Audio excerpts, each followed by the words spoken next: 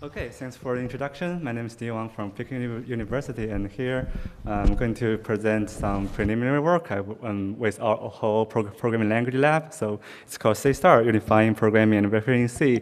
But before that, I hope you enjoy my the photo of my little puppy. Yeah. Anyway, so yeah. So today my talk will be about how can we build like a more safer system software, like and as you can see, like there are many this kind of serious attempts to apply formal verification to build like a system software, like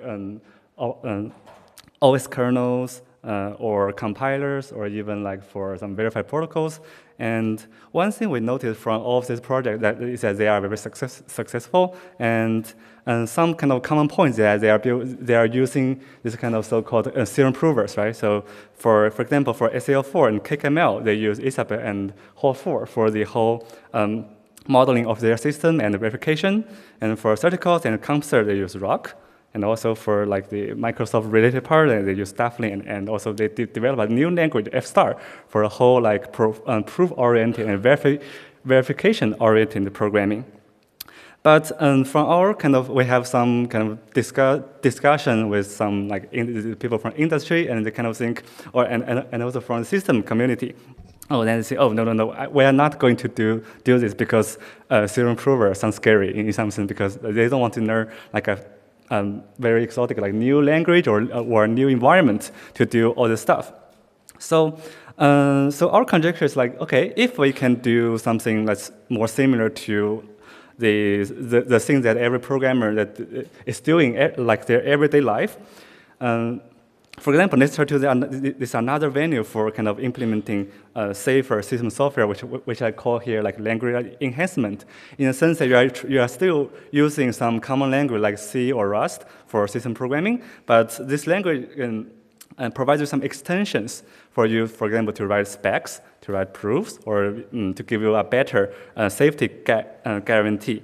And here, let's focus on C and Rust. And here, I just like want to compare them into like from two axes. Like one thing is about the enhancement strength, and the other is about the verification efficiency.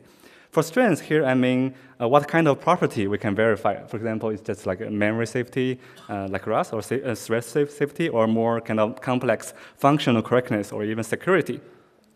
And also, like how can you trust the verified toolchain? Like, as Professor like Sue mentioned, there's more in many of these kind of foundations. Those foundations still have many kind of bugs. So, is your verification non-foundational or foundational? This might influence your kind of confidence in the verification results.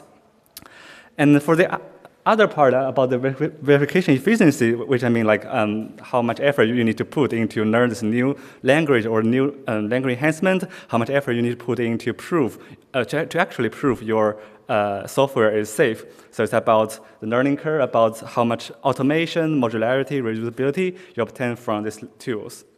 And also, it kind of has something to do with whether or not this kind of tools can interact with your existing toolchain. So here I have like a very kind of subjective and incomprehensive kind of plotting of some tools I am aware of. So for example, you can see like for C and Rust, they are kind of very efficient in the sense of verification, because you basically just write some type annotations and the compilers does the rest of the thing for you. But if you want like a more strength, like because if you improve every like functional property or functional correctness, you need to kind of resort to some more kind of advanced type system or even theorem prover. So it will kind of require a lot of effort you need to put in to prove they are correct. So from these tools, we have basically two major observations. So the first one is that they have this so-called automatic verification condition generation. So here just short for VC generation. So they basically can generate some kind of this lemma or yet to prove theorems and lemmas from some user annotation like precondition, postconditions, and other specifications. And then you can try to prove those VCs by hand or by some automatic solver to make sure your program like meets your specification. And many of them are using like Z3 to automatically discharge some of the verification conditions. And to give you a feel how this kind of tool looks like, I want to use our CStar to have a very kind of simple demo here. But the overall idea is that, oh, it's kind of small. Let me screw it up here. So you just write down some like pre and post condition. This is nothing new. This is basically the same as all other tools with this functionality, and you can use it to provide you some verification condition. In this case, maybe this is computing like the absolute value, and you can see there are some stupid like verification condition. Don't look closely at that. We still have some thing to do to fix this silly syntax. But the overall idea is that you can see, okay, maybe we have something wrong in the spec or in the code, because when you take the negative value of x, maybe it will trigger some undefined behavior if x is the minimum value of integer. So what you can do here is you can then use this to fix your bug here. Maybe, let's say, just by changing like your spec to some good thing. Oh, it's not the correct one. Sorry. So here, just like, yeah. So should be correct. I hope so. Yeah. Cool. So that's something like like you can do like from every other tool, and this is basically like the pre-condition and post-condition. Another thing you can have is you can have some looping invariant, which is kind of very common in this kind of tool. Basically, you have something to assert something that it always holds at every iteration of the loop. Then this can help you to verify like the loop is correct. Can use it to show. I hope so. It's correct. So nothing happened. No. So this is the idea of like having some spec in your code, and this kind of language enhancement can help you to generate some verification condition and more or less help you how to prove these verification conditions. Okay, so there's nothing new yet, but our other observations then comes like, even though many of these tools provides very kind of powerful automation, still from time to time, if you want to prove like really complex specification for software, like the correctness of a compiler, then you still need many kind of manual proofs. And as you can see, many of these tools with higher strengths, they kind of backended by an interactive series provers to give you the power to prove verification conditions manually. So here comes our kind of first problem we noticed, like it's basically about the idea of proof encapsulation, because you program in C or Rust, and also you can write your spec in C or Rust, but then suddenly you have to switch to another environment like Rock or Ling or Isabelle to do all the proofs, right? So here, basically some screenshots from a tool called CN and many others. Basically, you can declare some lemmas or theorems in C, but then you need to prove them outside the C environment.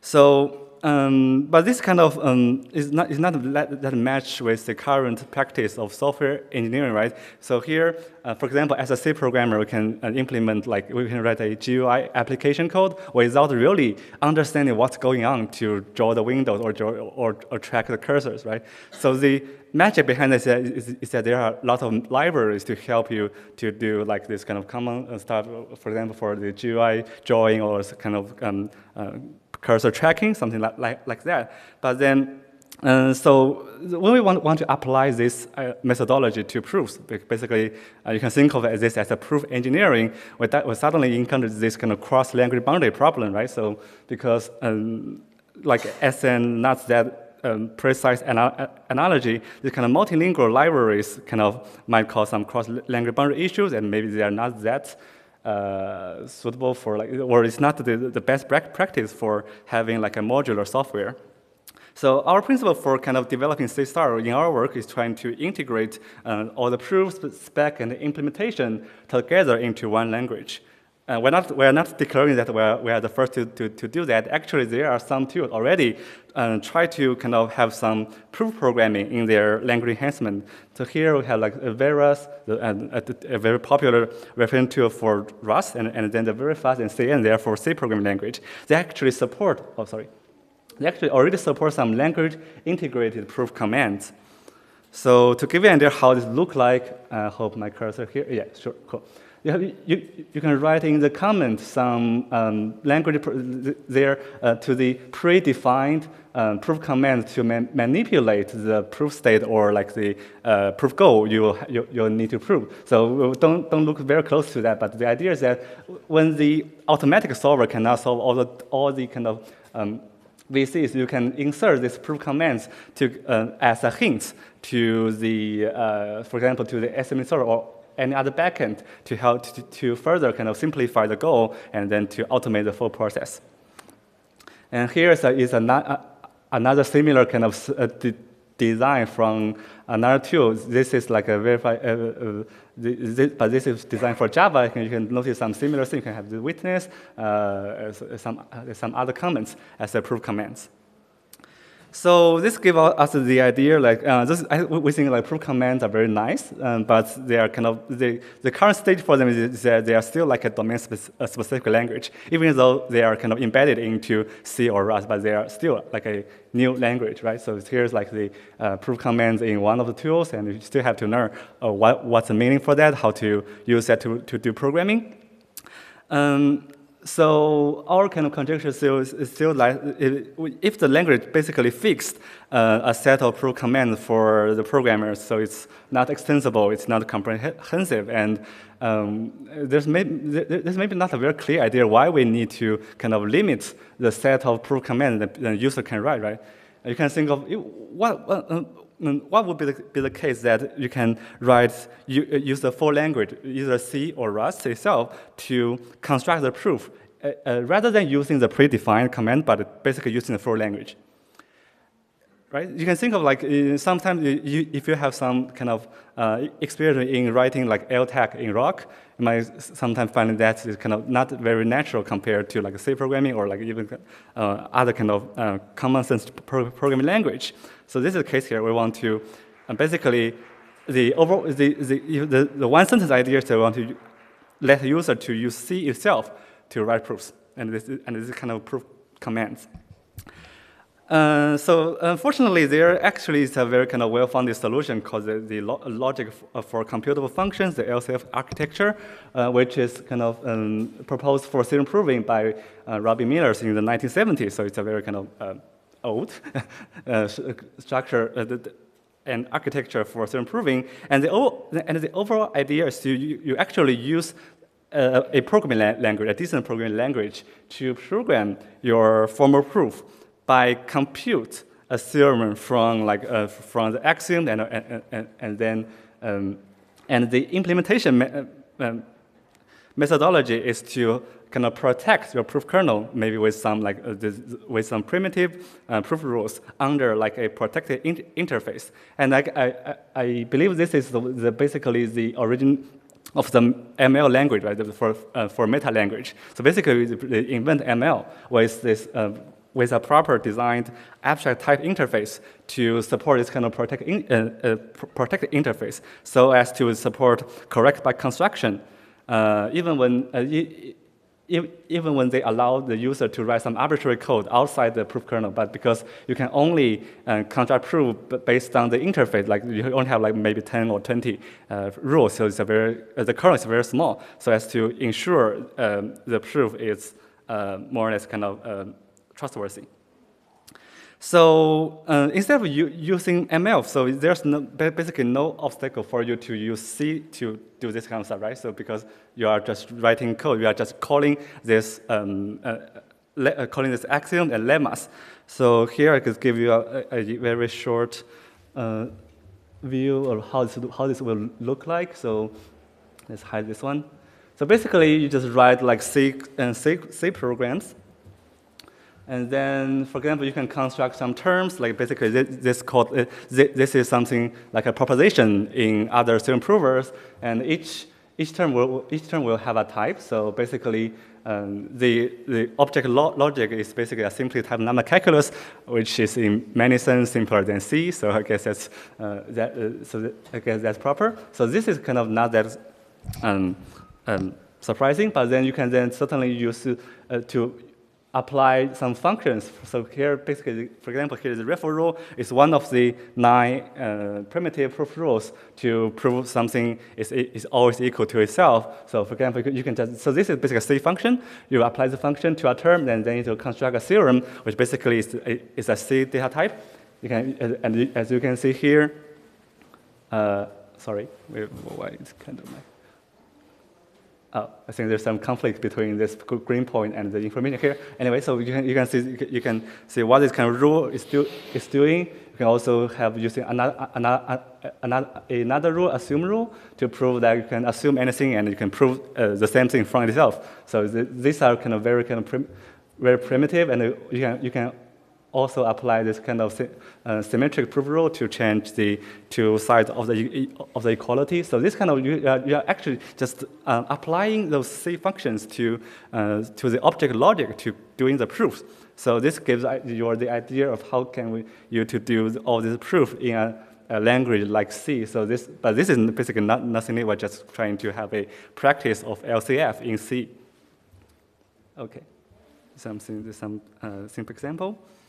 So if we have this infrastructure in C, so we are now already kind of possible to prove all the verification condition in C, but we still don't think that's a very good practice, because it's something like you write a C code, you write some pre-post condition invariants, you let somebody who generates the loop, the verification condition for you, and you paste them back to C and then trying to prove that. It's okay, but it's not that good in our from our perspective. So we can do this better by introducing what we call this kind of program proof states. So this idea is similar to what you are doing in Ling or Rock, right? When you are doing your proof, you can see what you have in a separate window, like you have, so you can call them as proof state. But here we aim at program verification. So the proof state is actually describing what the program state look like. So here the program proof state is basically just a symbolic representation of the program state.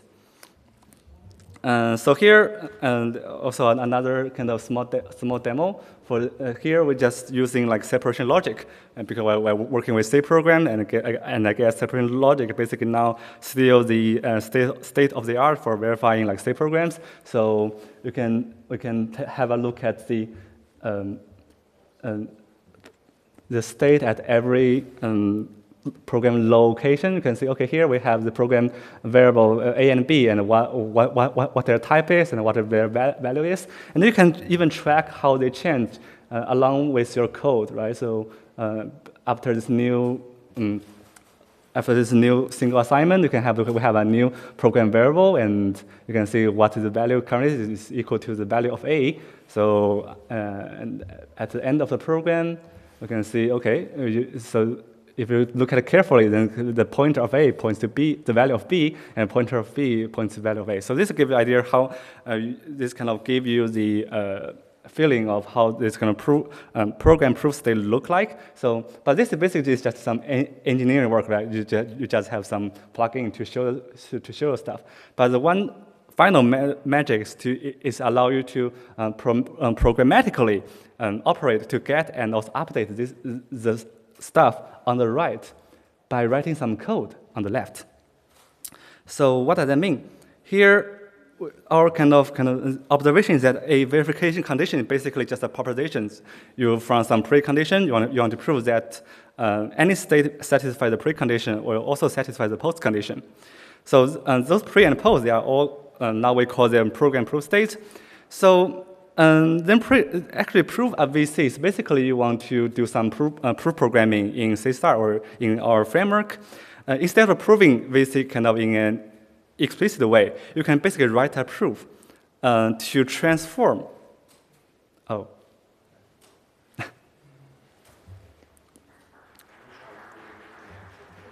Okay, I think it's good. actually basically to write a proof to transform from pre to post.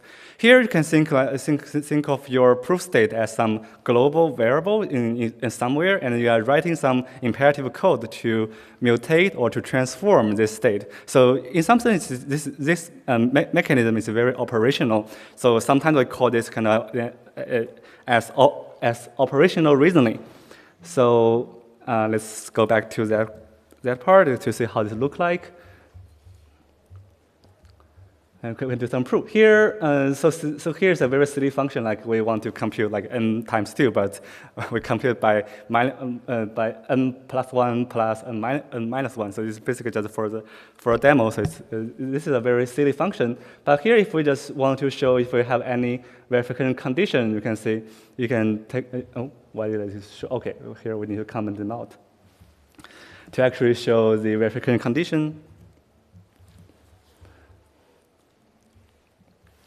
Okay, here, so this condition is not very complex because we basically want to fold the n plus 1 plus n minus 1 back to the double function, which is defined by the user. So here, our kind of methodology is to basically limit the automation level of our backend, but to give you the most to make it more predictable, like so you have a clear sense when the automation will fail or not. And in this case, we will not automatically unfold the user-defined function double. So here you have to write some proof code to kind of to actually change it.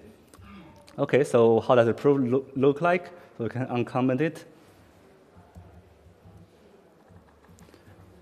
So basically, now we have this interface function. You can basically by write a program to get what your current state look like. So, for example, this is basically something. So there's some content, but you don't need to look closely at that. But the idea is basically this kind of proof program state, which we show on the right-hand side, like this one.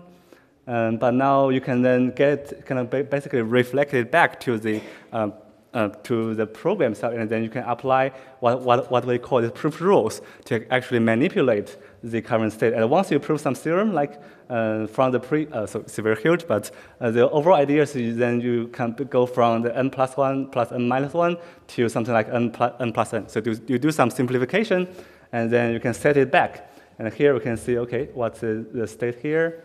Then it directly becomes, okay, the n plus n is not the n plus 1 plus n minus 1. And then if you look at the verification condition, it will become n plus 1 equal to double n. So basically, you make some progress towards the proof. So the other proof flow just do some similar things to finish the proof, but we still think we can do it even better, right? So it's still not that operational. So we can do this even better by actually having some library function here we have for rewrite pure, which means that you use some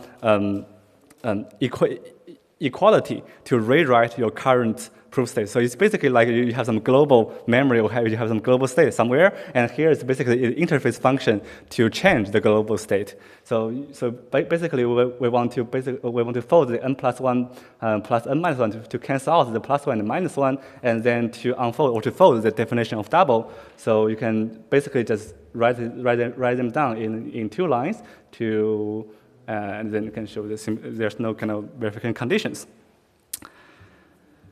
So basically, I guess this is the overall idea is they want to unify program proofs through this kind of several mechanism to help the programmers to kind of doing proof like doing like the Euro imperative programming. And the overall idea is once you have many libraries to do the kind of proof, maybe the proof itself will become simpler. Here I have 2 very rough slides for the architecture of CStar. There have something I just skipped because the original LCF design, they require this language like standard ML or OCaml or any other decent language with type abstraction. But then for C, we don't have this mechanism, so we have to work out like a language agnostic variant of the LCF architectures with process separation. So this is also like a consideration from the engineering side, how to ensure this kind of correct by construction, even for an unsafe language like C. So basically here, all the proof construction happen on the safe side, which we implement, or basically we use the whole light for kernel, which is implemented in OCaml, and then the unsafe language here, which means C. So, and they kind of interact by like inter-process communication, so you cannot dangerously correct some of the theorems to prove something not correct. So then the next question is how to maintain this kind of program proof state, and we just reuse some existing tool called like forward symbolic execution. So it's different from this wicked precondition calculation, but it's basically these share the same essence, but the only difference is the direction. We change it from backward to forward to match the Euro kind of our programmers' sense to write program from top to down. And now so this is the current symbolic executor we are using. It's called QCP, like and also some of the guys we are also kind of working closely. So the overall idea is that we use the symbolic execution to basically help to use that to maintain the program proof states for the program code, and we use our kind of this LCF architecture to maintain the program proof state for the proof code. That's a separation of concern here. So now, after all of this kind of little design, our programmers can now use the full power of C programming language to conduct proof and verification. For example, you can do here just show a few kind of slides, but like I will show like you can implement like tactics. So like in Rock or Link, but then they are all C libraries. You can do SMT integration, but here it's now all at the user's own control. You can customize what kind of automation you want and where to apply it, which backend you want to use. And finally, this allows you to have some program proof libraries through proof encapsulation. Here, just a few like an example to show how it look like. So for tactics, I'm not going to the detail here, but here those tactics are C functions trying to manage the goal tree in a backward proof, right? So these are nothing that different from doing some computation by expanding and concluding the tree. Basically, you are manipulating the tree data structure. And when you find something you cannot prove or you don't want to prove by hand, you can actually integrate, like, so in this example, we integrate Z3, but you can use your own, like, or other SME solvers. And here you can apply, like you can implement your own tactic by appealing to an SME solver. And then here also show another feature of using C programming language to prove that you can use like all the all the C construct like loops or recursion to help you to kind of maybe you have some patterns in your proof. So the natural way to write a loop to solve them all, right? And finally, once you have all the kind of things together, you can wrap them up. Here we can have a single have a linked list, and maybe you can have some linked list related fold and unfold. If you recall from some previous slide, there's some language with built-in support for fold and unfold here, but here they are all user implementable functions, and we suppose this will constitute like a library for singly linked list. And after this all kind of proof commands, they are reusable. And so for example, here just show an example of proving the reverse function with a few proof blocks. And if you unfold that, it's not that complex because when you have like a clear interface or clear library for manipulating proof states relating to lists, then it's not that complex to conduct the proof. So to conclude, like we propose this framework, and we basically want to solve the proof encapsulation and the programmable proof question. And our principle is to integrate like all the three parts together into one language. And also we want to have like use the full C language to write proofs. And finally, we want allow the user to inspect and also write a program to manipulate the state rather than just look at it as a side window. So we currently reuse all the clones toolchain. So I think this is a good synergy with the existing toolchain. So we don't need to kind of force the user to use a totally different tool chain. And one final point is that we think this design is actually language agnostic. We don't really rely on any feature of C. You can think of, you can kind of change the design to Rust. So maybe you have a Rust star, and you may have your own language stars. And finally, the star comes from, so we give like the credit, and also we take the inspiration from Microsoft's F-star. So we take the star here. Okay, and thanks. I guess I'm kind of over the time, sorry.